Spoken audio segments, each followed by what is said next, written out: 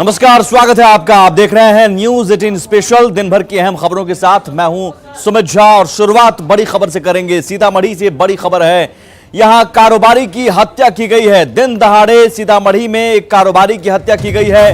अपराधी कितने बेखौफ हैं, आप इससे अंदाजा लगा सकते हैं कि कल शराब माफिया सीतामढ़ी में ही दारोगा की हत्या करते हैं और आज अपराधियों ने सीमेंट व्यवसायी की गोली मारकर हत्या कर दी है। तो सीतामढ़ी में अपराधी बेखौफ हैं, ये इन घटनाओं को देखकर अंदाजा लगाना मुश्किल नहीं।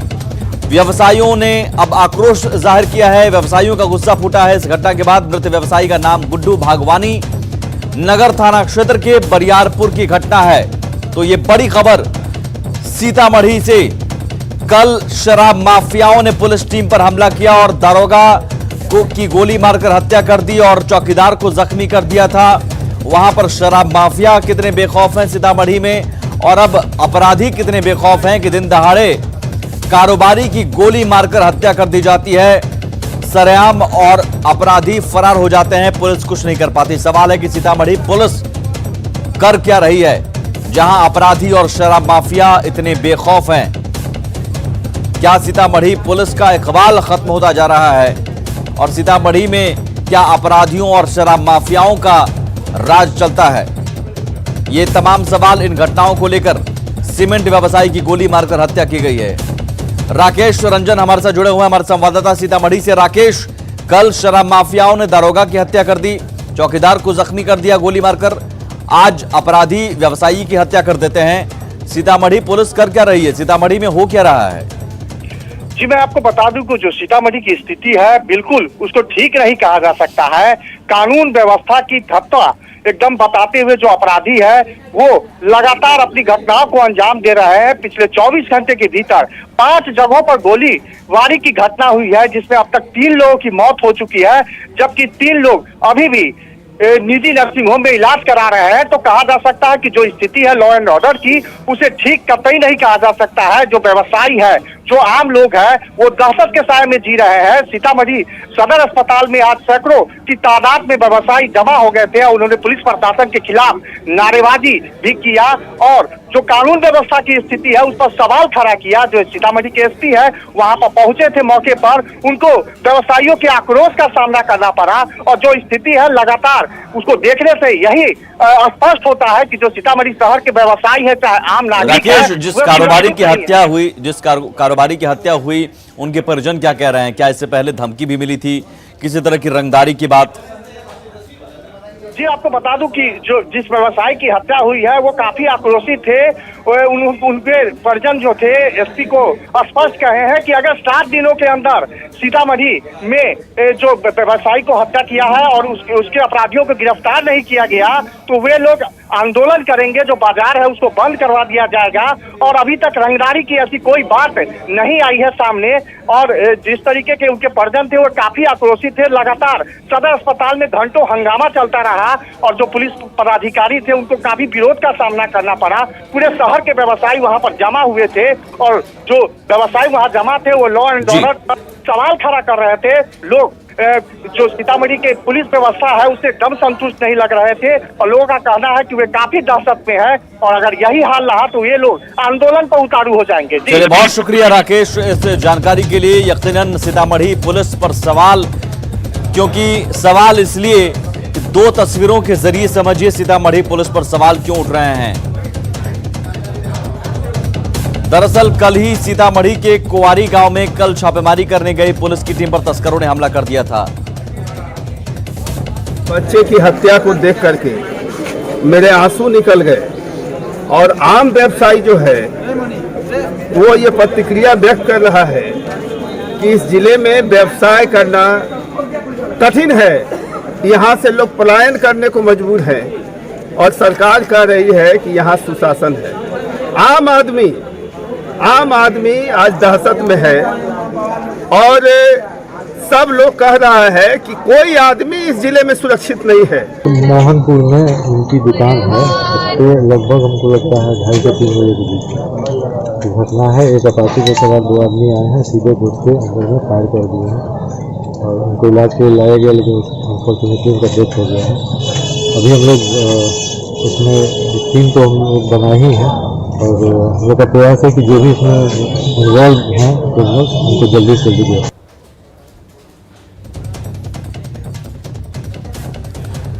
और दो तस्वीरों के जरिए समझिए सीतामढ़ी पुलिस की नाकामी। दरअसल कल ही सीतामढ़ी के कुआरी गांव में छापेमारी करने गई पुलिस की टीम पर तस्करों ने हमला कर दिया था। अंधाधुंध फायरिंग में मेजरगंज थाने के एसआई दिनेश राम शहीद हो गए थे, जबकि चौकीदार लाल बाबू पासवान जख्मी हुए हैं। और ठीक 24 घंटे के भीतर अपराधियों ने कारोबारी को गोलियों से भून दिया, जबकि सब इंस्पेक्टर की हत्या को लेकर आज आला अधिकारी सीतामढ़ी में ही मौजूद हैं। ऐसे में हत्या की वारदात न सिर्फ हैरान करती है बल्कि कई सारे सवाल खड़े करती है। सवाल ये कि सीतामढ़ी में क्या पुलिस का राज है, पुलिस का इकबाल है, या फिर कानून व्यवस्था खत्म हो चुकी है वहां पर। न्यूज़ 18 सवाल पूछता है सीतामढ़ी पुलिस से। सवाल कि क्या सीतामढ़ी में पुलिस अपराधियों पर लगाम कसने में नाकाम है? ये सवाल उठना लाजमी है। और पुलिस अगर असुरक्षित है तो आम आदमी का क्या होगा, क्योंकि कल शराब माफिया ने सब इंस्पेक्टर की हत्या कर दी। सब इंस्पेक्टर की शहादत के बाद भी क्या पुलिस अभी तक सो रही है?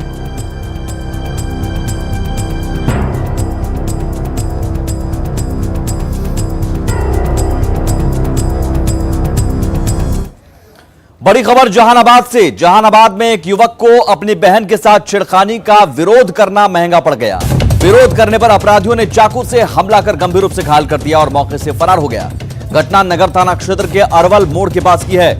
बताया जा रहा है कि जिस युवक को चाकू मारा गया है वो अपने एक संबंधी के यहां बर्थडे पार्टी मनाने के लिए एक निजी होटल में आया था, जहां कुछ उजक्कों ने उसके बहन के साथ छेड़खानी करने की शुरुआत की।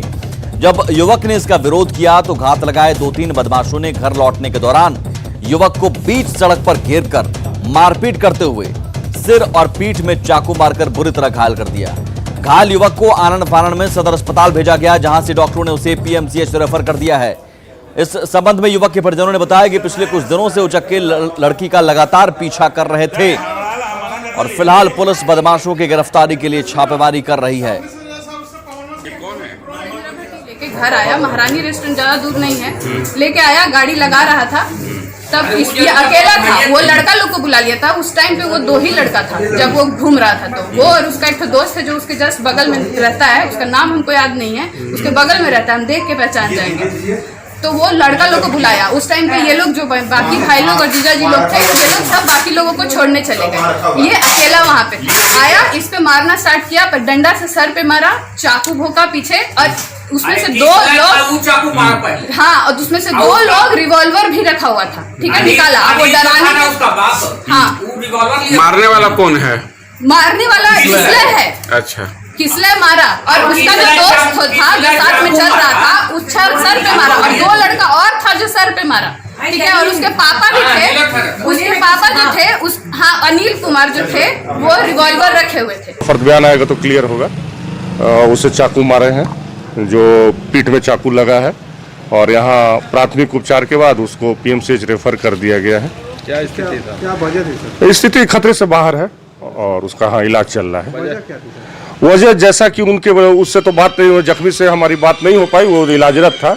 उसके परिजनों ने बताया कि संभवतः बर्थडे पार्टी में कोई लड़की आई थी जो कि उसके रिलेटिव लगती थी, और उससे कुछ छेड़छाड़ का मामला है। और लगता है ये पुरानी बात है, क्योंकि वो बता रहा था कि पहले भी उस लड़का के परिवार वाले को जाके बताया गया था कि आप अपने लड़का को समझा लीजिए। और अभी तक जो बयान सामने आ रहे हैं उससे पता चलता है कि मामला पुराना है, लेकिन मनचले कितने बेखौफ हैं। 2 तस्वीरों के जरिए समझिए, और इन 2 तस्वीरों के जरिए समझिए कि किस कदर मनचले बेखौफ हैं।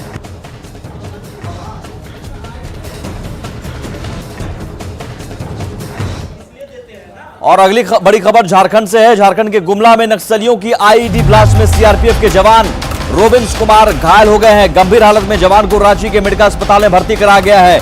गुमला के चैनपुर इलाके में सीआरपीएफ और जिला पुलिस की टीम सर्च ऑपरेशन चला रही थी। इसी दौरान नक्सलियों ने आईईडी में ब्लास्ट कर दिया। नक्सलियों की ओर से पहले ही आईईडी वहां पर प्लांट किया गया था, जिसकी चपेट में आने से जवान घायल हो गया और उन्हें हेलीकॉप्टर के जरिए रांची लाया गया। ये तब की तस्वीर है जब हेलीकॉप्टर के जरिए रांची लाया गया।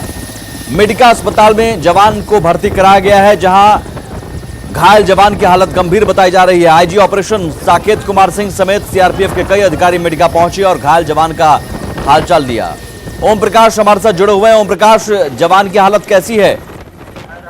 जी, जो अब तक जानकारी मिल पाई है, जवान का एक पैर बुरी तरह से क्षतिग्रस्त हुआ है और उसकी स्थिति गंभीर बनी हुई है।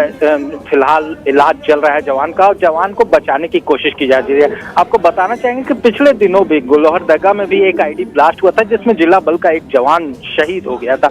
तो कुछ उसी तरह की घटना यहाँ भी घटी है। हमने कुछ दिन पहले ही दिखाया था, अपनी खबरों के माध्यम से ये बताने की कोशिश की थी कि झारखंड के कई इलाकों में जो आईडी है वो प्लांट किए गए हैं, स्कूल हो या फिर जंगलों में। तो वहां पर आईडी प्लांट किया गया है नक्सलियों की तरफ से और उसी का उसी तरह का ये भी आईडी था और उसी की चपेट में जवान के आने से ये घटना हो गई है, दुखद घटना अगर कहा जाए तो। और नक्सलियों द्वारा जिस तरह से आईडी का इस्तेमाल किया जा रहा है वो झारखंड पुलिस के लिए चुनौती का सबब है। आज घटना हुई है उसमें सैनिटाइजेशन का काम, मतलब आईडी को निकालने का काम और उसको पहचान करने का काम चल रहा था। सैनिटाइजेशन आईडी का किया जा रहा था, उसी दरमियान ये हादसा हो गया जिसमें जवान बुरी तरह से घायल हो गया। फिलहाल पूरे मामले की जो अगर कहा जाए तो वरीय अधिकारियों द्वारा भी मॉनिटरिंग की जा रही है।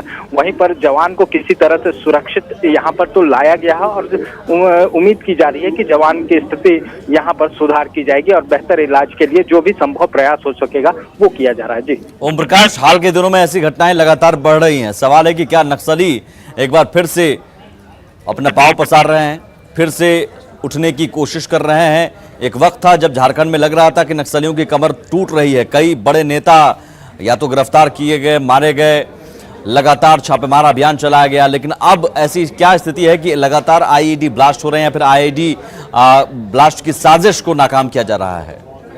जी, जाहिर तौर पर झारखंड में अगर पहले के कुछ वर्षों की बात की जाए तो साफ तौर से ये नजर आ रहा था कि जो नक्सली हैं वो बैकफुट पर हैं, लेकिन वर्तमान में जो हालात हैं उससे साफ तौर से ये समझ में आ रहा है, जो भी एक लेमैन भी होगा तो उसे भी ये बातें समझ में आ रही कि झारखंड में एक बार फिर नक्सली जो अब फ्रंट फुट पर आकर पुलिस से सीधा मुठभेड़ कर रहे हैं। इसमें बता दें कि बिहार के नक्सली हो या फिर छत्तीसगढ़ के, सभी इन दिनों झारखंड में अपना डेरा जमाए हुए हैं और यहाँ पर लगातार कहा जाए तो वो नए नए तकनीक के जरिए पुलिस हो या फिर अपने वर्चस्व को एक बार फिर से कायम करने में जुटे हुए हैं। पुलिस की रणनीतियां जो भी पूर्व में बनाई गई थी वो कहीं ना कहीं अब फेलियर नजर आ रही है। अब इसकी वजह क्या है और इसे लेकर पुलिस क्या कुछ नई रणनीतियों पर विचार करेगी, क्योंकि पिछली बार भी जब एक लोहरदगा में आईडी ब्लास्ट होता है तब साफ तौर से कहा जाता है कि पुलिस एक बार फिर बेहतर रणनीति के साथ मैदान में उतरेगी। कहीं ना कहीं नक्सलियों को अब हथियार मिलने लगे हैं। आईडी अगर ब्लास्ट हो रहा है, आईडी प्लांट किए जा रहे हैं तो हथियार कहीं ना कहीं सप्लाई हो जाने लगे हैं। वो चेन एक बार फिर से बनता नजर आ रहा है, उन्हें पैसे मिल रहे हैं, हथियार मिल रहे हैं, मुहैया कराए जा रहे हैं। जी, जाहिर तौर पर नक्सलियों को आईडी भी मिल रहे हैं और कहा जाए तो हथियार और जो तकनीक है, अगर कहा जाए तो फंडिंग की बात है तो वो फंडिंग को लेकर भी तरह तरह से लगातार यहाँ पर अपने वर्चस्व को कायम करने में जुटे हैं और इसकी भी तस्वीरें लगातार सामने आई हैं। और तकनीक की बात की जाए या फिर नए हथियारों की तो वो भी सामने आए हैं। पुलिस को भी पिछले दिनों आईडी तीर बम जो हमने भी खबरों में दिखाया था, पुलिस ने भी बरामद किया था, वो आईडी तीर बम भी नक्सलियों के हाथ में है। वहीं पर अगर बात की जाए तो बेहतर हथियार जो भी पहले से AK-47 हो या फिर ग्रेनेड लॉन्चर सहित तमाम हथियार जो है फिर से नक्सलियों के पास है। हालांकि उनकी तादाद पहले से कम हुई है, लेकिन फिर से नक्सली जो है वो पुलिस पर गुरिल्ला वार के द्वारा हमला कर उन पुलिस के हथियार लूटने में जुगत में लगाए हुए हैं। और इसकी जो खुफिया विभाग की रिपोर्ट पर भी गौर की जाए तो इस तरह के हमले की आशंका व्यक्त की गई थी और उसे लेकर ही पुलिस विभाग जो है वो लगातार रणनीतियां बताने में जुटा हुआ था। लेकिन जिस तरह से हाल के दिनों में एक बार फिर से नक्सली फ्रंट फुट पर आकर सामने आए हैं, उससे पुलिस पीछे हो रही है। साफ तौर से यहाँ कहा जाए तो सुरक्षा बलों को लगातार निशाना बनाया जा रहा है और उनसे निपटने के लिए फिलहाल पुलिस के पास कोई खास रणनीति नहीं है। जी, लेकिन सवाल है कि क्या बिना रणनीति के ही सर्च ऑपरेशन और ये तमाम अभियान चलाए जा रहे हैं? जी, रणनीति की अगर बात की जाए तो हर बार कहा जाता है खासतौर पर ओम प्रकाश डीजीपी नए अभी बने हैं, उनके सामने क्या कोई प्लान, कोई रोड मैप, कुछ भी नहीं? अगर बात की जाए तो डीजीपी के द्वारा हो या फिर पुलिस महकमे की बात की जाए तो उनके द्वारा हर बार यही कहा जाता है कि हम बेहतर रणनीति के साथ जाएंगे और अपनी जो भी खामियां उसे दूर की जाएंगी। लेकिन जब भी बात हो जाती है, धरातल पर देखा जाता है, तो ये चीजें कहीं ना कहीं इम्प्लीमेंट होती हुई नजर नहीं आती। या तो पुलिस की रणनीति कहा जाए तो कमजोर है, या फिर उन रणनीतियों में सुधार की जो जरूरत है, या फिर उन रणनीतियों को जिस तरह से इम्प्लीमेंट किया जाना है वो धरातल पर नहीं हो जाते हैं। तो जिस वजह से ही ये घटनाएं हो रही हैं और इसे लेकर पुलिस महकमा को सोचना होगा, वहीं सरकार को भी सोचना होगा ताकि इस तरह की घटनाएं न हो, इनकी पुनरावृत्ति न हो, इन पर लगाम लगाया जा सके और जो हाल के दिनों में नक्सली बैकफुट पर आए थे उन्हें फिर से उनकी मांद में ही धकेला जा सके। तो तमाम जो कवायदे की जा रही थी वो अभी फिलहाल वक्त में नजर नहीं आ रहे हैं और इसे लेकर विशेष जो मंथन है, रणनीतियां हैं, उसे धरातल पर इम्प्लीमेंट करने की जरूरत है, ना कि कागजों पर ही इसे दिखाकर और सपने संजोए जाएं। जी चलिए, बहुत शुक्रिया ओम प्रकाश इस जानकारी के लिए। यकीनन मजबूत रणनीति की जरूरत है नक्सलियों से निपटने के लिए। एक बड़ी खबर आईईडी ब्लास्ट गुमला में, जहां एक जवान जख्मी हुए हैं। आगे बढ़ते हैं। प्रधानमंत्री नरेंद्र मोदी के आत्मनिर्भर भारत का आह्वान देश की अर्थव्यवस्था के एक अहम मोड़ पर आया है। नेटवर्क 18 की पहल और आईटीसी की ओर से प्रस्तुत इस खास पेशकश स्वाभिमान भारत में हम आपके लिए देश भर से ऐसी कहानियां लाते हैं जो आत्मनिर्भरता का बेहतरीन उदाहरण है। नवाचार और उपलब्धियों की ऐसी कहानियां जो दरअसल बताती हैं कि हम एक राष्ट्र के रूप में क्या पहचान रखते हैं। इन्हीं में से एक कहानी है फ्लिपकार्ट की।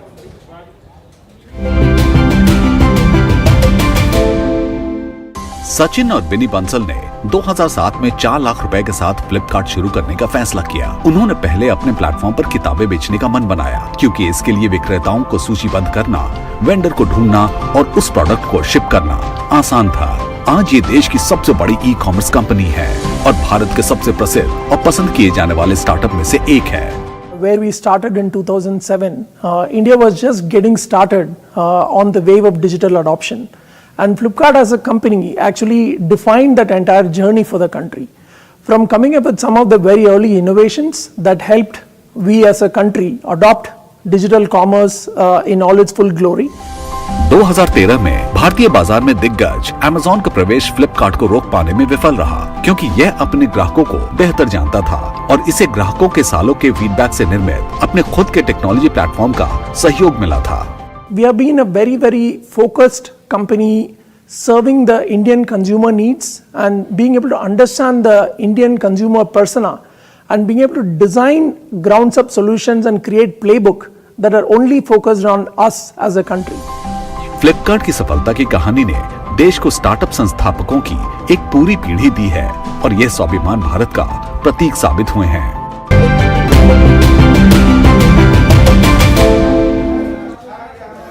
तो हमारी खास पेशकश स्वाभिमान भारत में देखें फ्लिपकार्ट की पूरी कहानी। और इसी के साथ फिलहाल इस बुलेटिन में इतना ही, लेकिन आगे भी खबरों का सिलसिला लगातार जारी है। नमस्कार।